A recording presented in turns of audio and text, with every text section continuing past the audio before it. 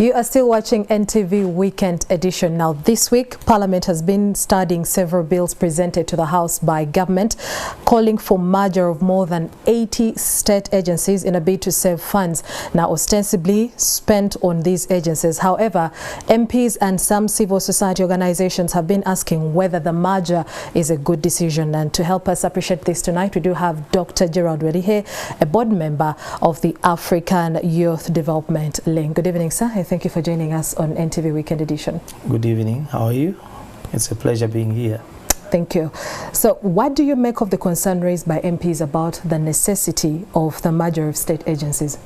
Well, I think to interrogate this matter, we need to go and look at the reasons that were advanced why this rationalization is taking place. And if I heard government clearly, which I believe I did, is that they're trying to achieve a number of things. One, to save resources of $1 trillion shillings to be put in other areas of development, and then two, to remove duplication across government agencies that are competing to do the same or similar work. And then the other is something that has been playing around the public for a long time concerning the harmonization of pay across different agencies. For instance, that you could find the executive director and other staff in agencies like Coffee Development Authority earning more than their colleagues in the ministry. So by collapsing them in the mother ministries, they are able to harmonize their pay. So something that I feel it's reasonable. However, I have not seen a comprehensive study that really tries to explain that if we rationalize, are the services going to improve or not? Or is the difference between the money we are saving and what we are going to transfer into that ministry, whether it is really significant? That it makes, if you can make a trade-off between removing them and service delivery. That is where the challenge is. Yes. Okay, so still on that, do you understand it when the MPs express concerns that the mergers will actually lead to loss of jobs, aside from, you know, the service delivery that is still in question? Yes, true. I have seen government itself admit that about 6,000 people are going to lose jobs. And then they have put a mechanism of about, with a budget of about 76 billion to compensate people who are going to lose jobs. But an independent analysis that I have seen shows that about 9,000 people actually are going to directly lose jobs. Now, I will go and look from the perspective of the young people, because that's why you called me here. I looked at an entity like the Coffee Development Authority is indebted to the suppliers of seedlings up to a tune of 43 billion.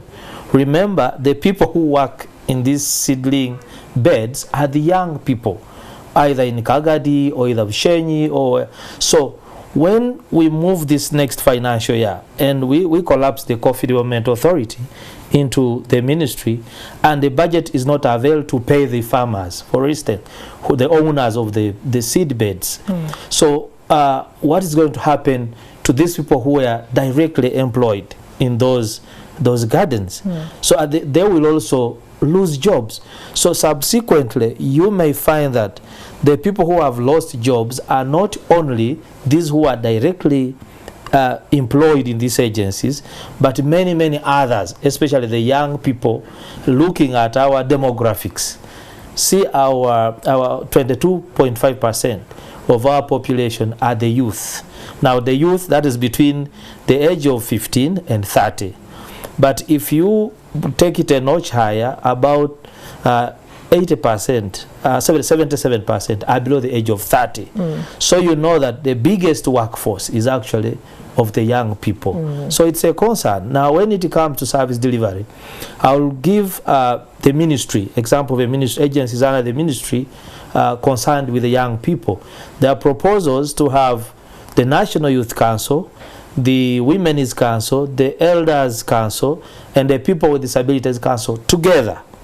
Now, if you look at these people, their characteristics, they are totally different.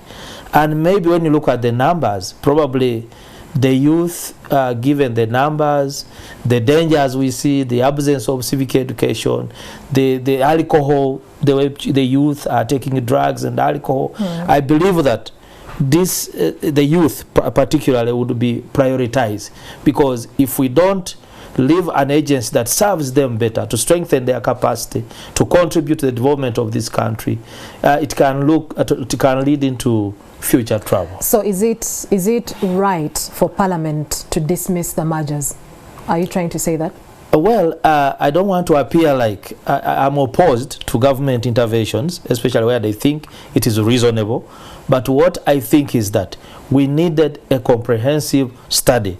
We need to do modeling. And then we look at, if we abolished the National Youth Council, for instance, what implication is it going to be on the services delivered to the youth in this country? We need to know if Coffee Development Authority is disbanded, are we going to give coffee the priority and the importance it has now in the economy of Uganda, in respect to job creation, employment, and income generation for the young people? I come myself from a coffee producing place, Mount Elgon. I know that it is doing a lot in terms of scholarships to the young people, employment, and therefore for me, I need to be convinced that there is evidence and enough studies have been done. But as of now, what I am meant to understand is that there is a very small paper that basically focused on the 1 trillion saving that is being used to drive this agenda forward. So finally, how would you advise the government in that regard? How would they have handled this differently? First, of course, there are stages of policy making. One is to identify that a particular policy has a problem. There is a policy problem. So once you substantially establish that there's a problem, then you must commission studies. Now when you commission studies, you can even go a notch higher by comparing countries like, say, Ethiopia, which have done rationalization and then later derationalization. And then you see how did it play out and what informed their decisions to do that again. And then thirdly, that is now the policy formulation stage. Now, policy formulation stage doesn't need to hurry. You need to look at the context of sector by sector. For instance, today I would want to see what study is there in education, what is there in gender, labor, and social development, what's there. But when I look at the debates in Parliament and what's going on, all that information is not there. Okay. Thank you, Dr. Gerald Werikhe, board member of the Africa Youth Development Link, getting to share in on what is in for the youth and service delivery at large when it comes to the merger of agencies, as something that has been fronted by the government. We take a break, but NTV Weekend Edition continues shortly.